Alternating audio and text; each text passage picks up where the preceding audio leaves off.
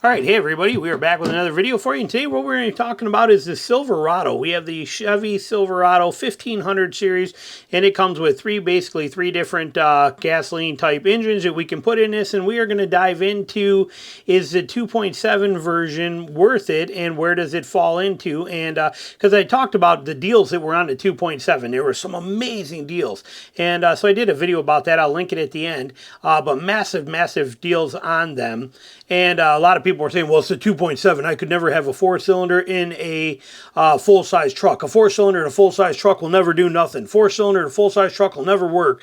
So I thought I'd do some research on that and see, just to put the facts out there for you, for those people that are interested. So we are going to talk about everything about this, from as far as what the engine produces, how it competes, what it is comparatively, how it is to the 5.3, what the cost is, differences are between the two, how much a month more it will be, and all the variables here for you. We're going to go through it as quick as I possibly can. So we have the Silverado right here, okay? Fantastic vehicle. GM is just killing it. They're doing an amazing job. Their trucks are phenomenal. They've come a very long way, and they're doing excellent. So let's dive in. So here we go.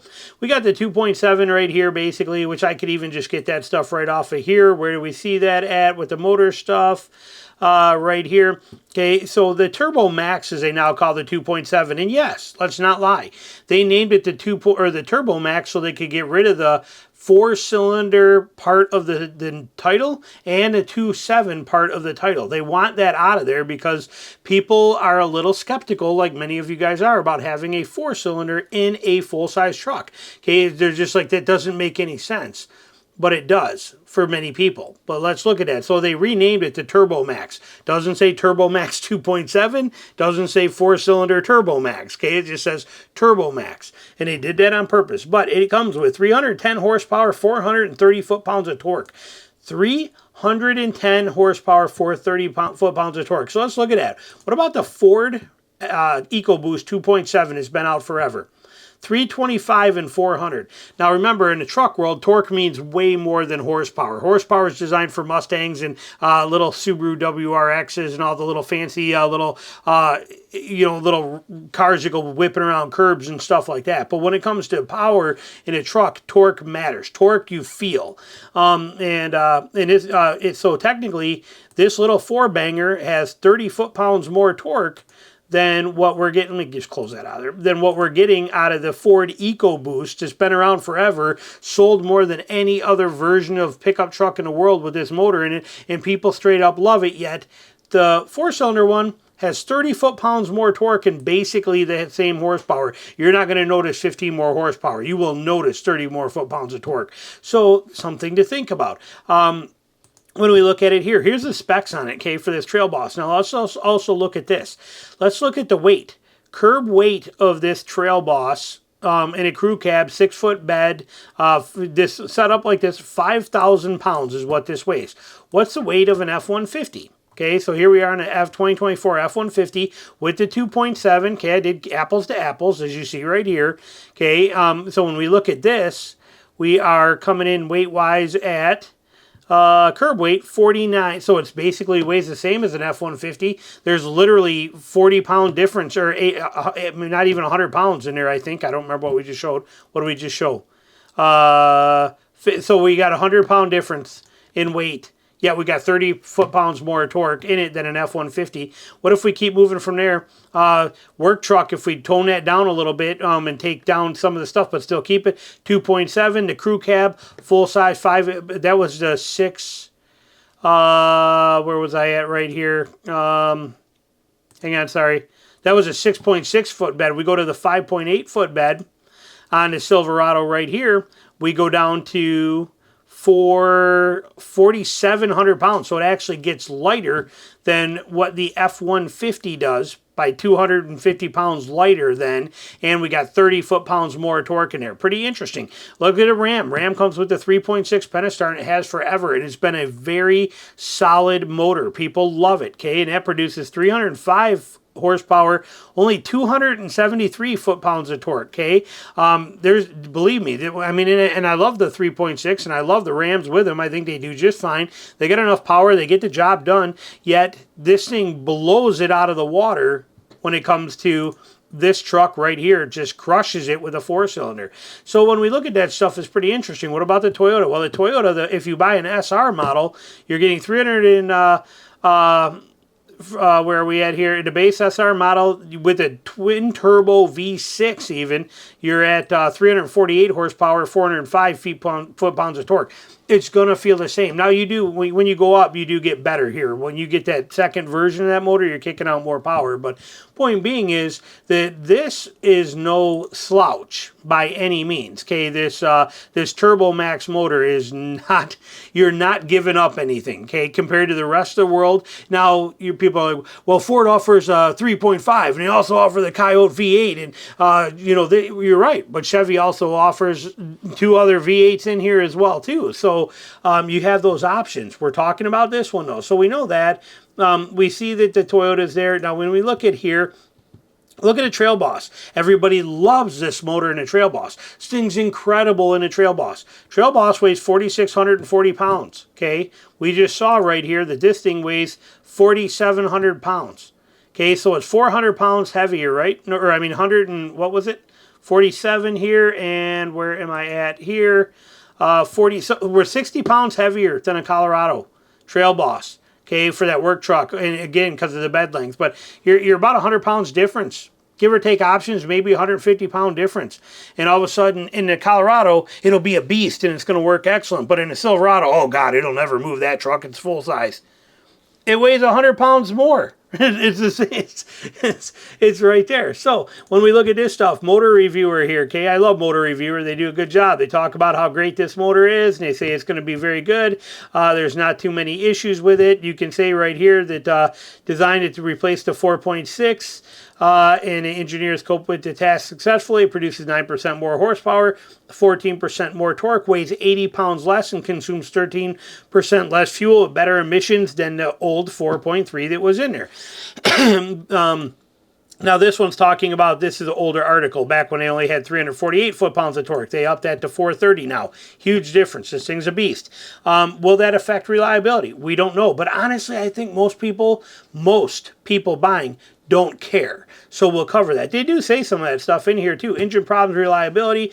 The 2.7 is a good and reliable engine? Well, it's very well packaged with all sorts of technology to boost fuel efficiency and performance. So many things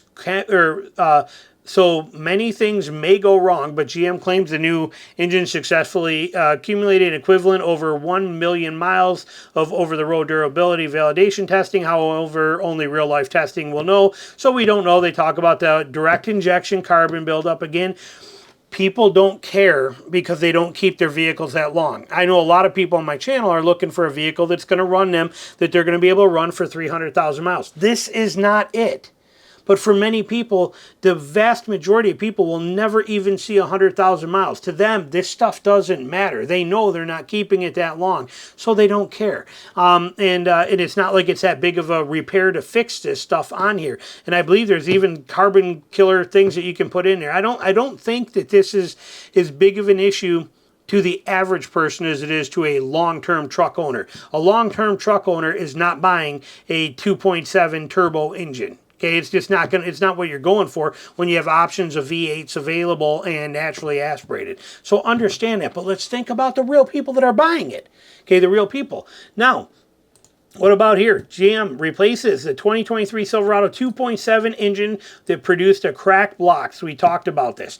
This is a good thing. Okay, GM is going to stand behind you on anything. Here it was right here. Look at the debacle going on at the Tundra, how long this is drawn out, how bad of a problem this is, how they don't know what they're doing. They keep pushing it off. Yet here, when this thing had a cracked engine block, out comes GM immediately saying, here's the tag number, here's the stuff, it's a main oil gallery hot core pin cast defect in this situation, and we will take care of it, and under whatever the situation is, they will give you, to fix the issue, GM is instructing dealers to replace the engine on all affected units. Crate motor, unbolt, pop in.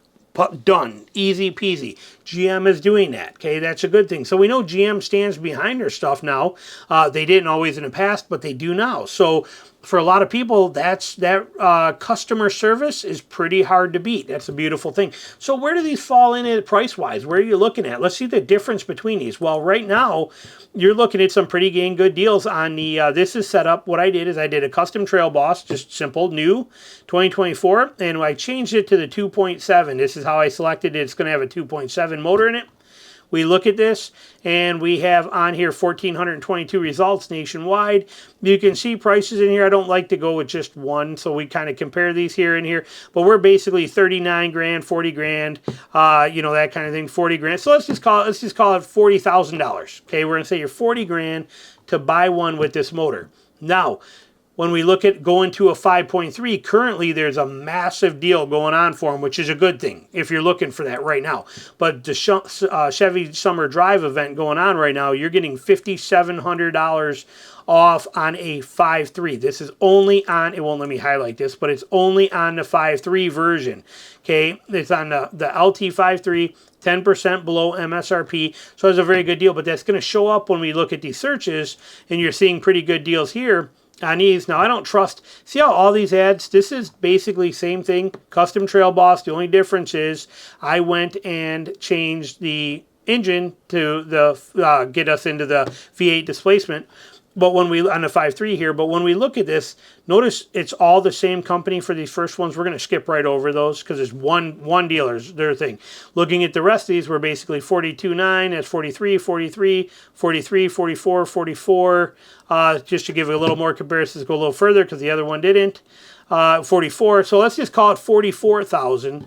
So you're 44,000 here, even with all of this going on right now. Okay, huge difference.